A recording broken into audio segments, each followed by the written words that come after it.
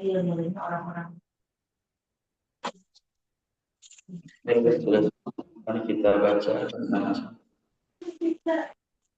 أعوذ بالله من الشيطان الرجيم بسم الله الرحمن الرحيم وإذ قال ربك للملائكة إني جاعل في الأرض خليفة قالوا أتجعل فيها من يفسد فيها ويسفك الدماء ونحن نسبح بحمدك ونقدس لك قال إني أعلم ما لا تعلمون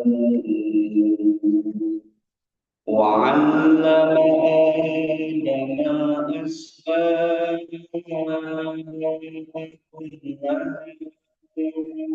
ثم عرضهم على الملائكة فقالوا أنبئوني بأسماء هؤلاء إن كنتم صادقين قالوا سبحانك لا علم لنا إلا ما علمتنا إنك أنت العليم الحكيم قال يا آدم أنبئهم بأسمائهم فلما أنبأهم بأسمائهم قال ألم أقل لكم إني أعلم غيب السماوات والأرض وأعلم ما تبدون وما كنتم تكتمون وإذ قلنا للملائكة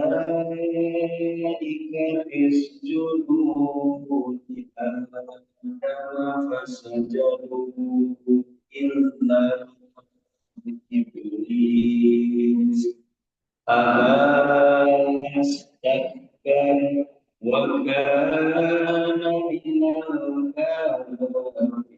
الكافرين وقلنا يا آدم اسكن أنت وزوجك الجنة وكلا منها رغدا حيث شئتما ولا تقربا هذه الشجرة فتكونا من فأنساهما الشيطان عنها فأخرجهما مما كانا فيه وقلنا اهبطوا بعضكم لبعض عدو ولكم في الأرض مستقر ومتاع إلى حين فتلقى آدم من ربه كلمات فتاب عليه innahu huwat tawwabur rahim. قلنا اهبطوا منها جميعا فإما يأتينكم مني هدى فمن تبع هداي فلا خوف عليهم ولا هم يحزنون والذين كفروا وكذبوا بآياتنا أولئك أصحاب النار هم فيها خالدون.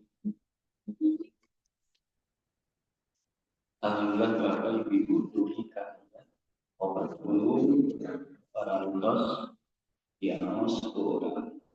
Seperti biasa, kita akan artikan perkata, tapi tidak semua, hanya bagian saja. Wa'id dan ketika Qala berfirman, Rabbuka Tuhan engkau, lil malaikati kepada para malaikat, ini sesungguhnya aku ja'ilun menjadikan di bumi khalifah. Qalu mereka berkata, Ataj'alu apakah engkau akan menjadikan fiha di dalamnya man orang yang yufsidu merusak fiha di dalamnya wa yasfiku dan menumpahkan ad-dima darah wa nahnu dan kami nusabbihu kami bertasbih bihamdika dengan memuji engkau wa nuqaddisu dan kami mensucikan namamu laka bagimu.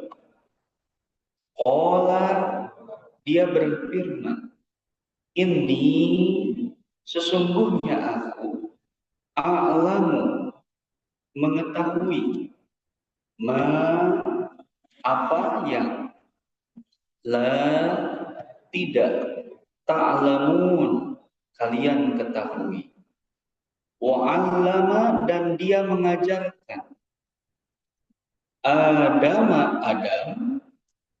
al-asma'a nama-nama kullaha seluruhnya. Tsumma kemudian aradahum dia mengemukakannya alal malaikati kepada para malaikat. Faqala lalu dia berfirman, ambiuni sebutkan kepadaku bi asma'i nama-nama haulai semua itu in jika kuntum kalian shadiqin orang-orang yang benar. Qalu mereka berkata, subhanaka maha suci engkau, la ilma tidak ada pengetahuan, lana bagi kami, illa melainkan ma apa yang alam tanah engkau ajarkan kepada kami. Innaka sesungguhnya engkau antal alimu engkau maha mengetahui al-hakim maha bijaksana. Qala dia berfirman, ya Adam wahai Adam ambihum, beritahukanlah kepada mereka, bi asmaihim, nama-nama mereka. Walamma, maka ketika amba'ahum, dia diberitahukan kepada mereka, bi asmaihim, nama-nama mereka. Qala, dia berfirman, alam, bukankah aku telah mengatakan lakum, bagi kamu, ini sesungguhnya aku a'lamu, mengetahui ghaiba, rahasia atau yang gaib, as-samawati, langit, wal ardi, bumi, wa a'lamu, dan aku mengetahui ma, apa, tubduna, kalian nyatakan, wa ma, dan apa yang kuntum, kalian taktumun, sembunyikan. Tilunya Pak, panjang. Nah, saat itu Bapak Ibu mau terjemah perkataan pelajaran untuk tajwid pada hari ini. Bapak Ibu kita akan membedakan antara mad shogir dengan mad kabir. Ini gampang. Upami mad shogir eta aya curah sapertos halis tapi pendek. Coba dina kalimat mana? Qalu, tah eta mad shogir. Ya, istilahnya mad shogir. Halisna pendek. Panjangnya di antara 3 sampai 4 ketukan. Ya. Biasa nu mana deui sok cobi. Mad shogir.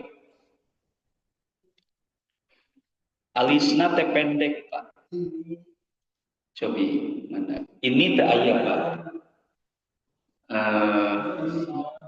Jadi di atasnya itu ada seperti alis gitu kan. Tapi tipis. Ya. Itu namanya mad shogir. Kalau mad kabir dia panjang.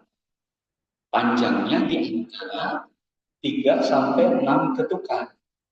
Bentena eta upami mad shogir 3 ka 4, mad kabir 3 ka 6. Contohna no itu tuh wayasbiqud dima, genep Pak, kayak ngopa ya. Terus wa'allama adaman asma, genep eta mad kabir ya. Janten salit-salit biasa ke kami tipis halisna berarti 3 ka 4. Upami tebal 3 ka 6. Dan we namina mah kumaha ke shogir sareng kabir gitu kan. Shogir teh alit, kabir teh ageng. Gampang lah. Gitu. Baik Bapak Ibu, kita akan bahas sedikit demi sedikit tafsir dari surah Al-Baqarah ayat ke-31 sampai ke-40. Di ayat ke-31 Allah Subhanahu wa taala berfirman akan menjadikan seorang khalifah di bumi. Tantosna menurut beberapa penafsiran khalifah di sini adalah Adam ya. Tapi kita yakin bahwa yang dimaksud di dalam ayat ini bukan Adam adalah bukan manusia pertama. Ya. Sekali lagi, Adam yang dimaksud bukan manusia pertama. Nabi Adam alaihissalam bukanlah manusia pertama secara biologis di bumi. Beliau adalah nabi pertama dan manusia pertama yang diberi wahyu benternya. Ini mah bukan secara biologis, tapi manusia pertama yang diberi wahyu oleh Allah Ta'ala serta tanggung jawab secara syariat. Ya. Sebelum Adam sudah ada makhluk di bumi menyerupai manusia. namun belum memiliki kesempurnaan akal dan rohani. Ini benteng, ya. Jadi protesnya malaikat tentang penumpahan darah teh didasarkan pada pengamatan mereka, ya, terhadap makhluk-makhluk sebelum diutusnya Adam yang hidup tanpa hukum syariat. Jadi upami orang ningali geuning ada manusia batu gitu. Ketika dia menginginkan sesuatu, ya tidak peduli itu milik siapa, ini milik siapa, yang penting main rebut, main duluan gitu kan. Tapi ketika Adam diturunkan, Adam dibangkitkan, Adam ini menerima bimbingan dari Allah, wahyu dari Allah. Mulai sejak dari itu peradaban agama, peradaban kehidupan mulai diterapkan. Karena Adam membawa syariat, mengajak manusia pakaian, mengajak manusia untuk bercocok tanam, memiliki rumah, dan lain sebagainya. Nah, kemudian di ayat ke-31 sampai ke-33, Bapak Ibu, ada kalimat al-asma, nama-nama. Tentu hal ini ditafsirkan sebagai pengajaran tentang sifat-sifat Allah Subhanahu wa Ta'ala. Adam diperintahkan, diajarkan sifat Rahman, sifat Rahim. Berarti nggak ada istilah main durut, main sikut, main bacot, itu ayah. Ya. Kumargi Adam terus diajarkan ku Gusti Allah Ta'ala sifat Rahim. Nah, ini dibalik Pak. Ya. Upami jalmi di zaman ini kembali ke masa dulu, main sikat, main gebuk, main sikut, berarti kena diutus seorang anak. Ya, padahal Adam kita itu yang paling sempurna siapa? Nabi Muhammad SAW. Tapi kondisinya jauh daripada peradaban manusia-manusia di sana. Nah, kemudian Bapak Ibu disampaikan juga iblis protes. Kunaon sih atuh diciptakeun Adam? Ya, malaikat dia protes, ya Allah, kenapa diciptakan? Seseorang mau berbuat kerusakan kaum Adam teh. Nah, di dalam ayat ke-31 sampai 33 disampaikan berkenaan dengan keunggulan Adam. Kemampuan Adam untuk belajar dan berinovasi inilah yang membuat lebih unggul daripada malaikat. Kami malaikat sifatnya itaat, ya. Tapi manusia ini diberikan akal. Berakal itu untuk berkemampuan, berinovasi. Bahkan dia harus belajar. Ya. Ini sifat dasar daripada manusia. Kelebihan manusia. Di ayat ke-35, Bapak Ibu, malaikat yang sujud, iblis membangkang tidak mau sujud. Tentu sujud di dalam ayat ini diartikan sebagai ketaatan. Sujud di sini bukan berarti menyembah kepada Adam, melainkan perintah agar kekuatan-kekuatan alam malaikat membantu misi Adam dalam memperbaiki akhlak manusia. Nah, lalu pertanyaannya, siapa iblis? Iblis itu berasal dari kata ablas. Artinya tuh Bapak Ibu ablasa itu sifat yang cenderung berputus asa terhadap kebaikan.